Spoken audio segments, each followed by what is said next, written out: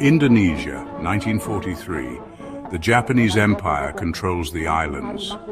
This film, Nampo Hodo Num 7, was made not just to record but to impress. It was propaganda, crafted for both the home front and occupied territories.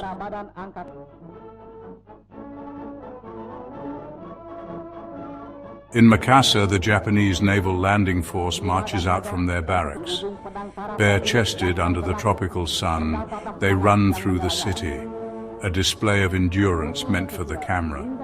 Hundreds of men move in perfect rhythm across the parade ground. Push harder, move faster, every drill rehearsed. From the rear ranks to the front, the scene is pure choreography. Now the rifle and bayonet. Step, thrust, recover, each movement sharp, deliberate. Targets of bundled sticks stand in for the enemy as shouts echo across the field. The training shifts to close combat. Men in padded armor clash with long staves. Four-man teams reenact mounted duels. At Makassar's airfield, fuel drums roll across the grass. Zero fighters wait, their engines worked over by careful hands. The squadron commander briefs his men, hands slicing the air to describe the attack.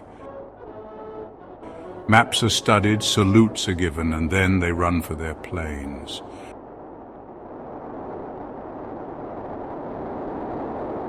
One by one, the Zeros rise from the grass strip into the blue.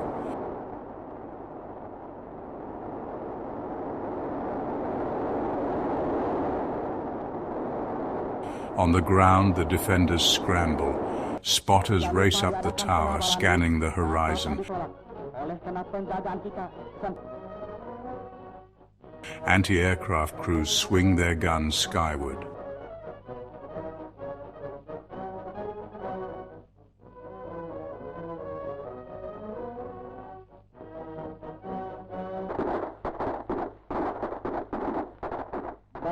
Smoke rolls over the field. Marines crawl forward, cutting through barbed wire. Flamethrowers sweep across the target. A carefully staged battlefield, but with all the drama of the real thing. Across open ground, infantry surge ahead, machine guns carried between two men.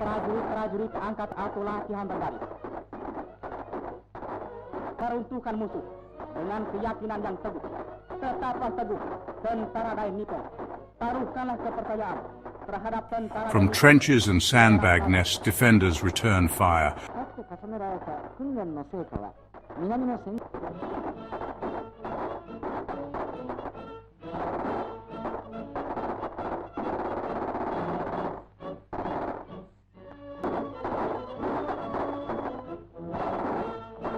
Overhead, Val dive bombers scream into their runs. On the ground, Marines advance under Bren gun cover. The assault presses forward into the defenders' line, bayonets ready. The bugle sounds, weapons lower. The battle is over. A war fought entirely for the lens of the camera. The screen fades to a bold slogan, "With our blood, we defend our fatherland." 2 years later, Japan's empire would crumble, and this film would survive only as a relic of its propaganda war.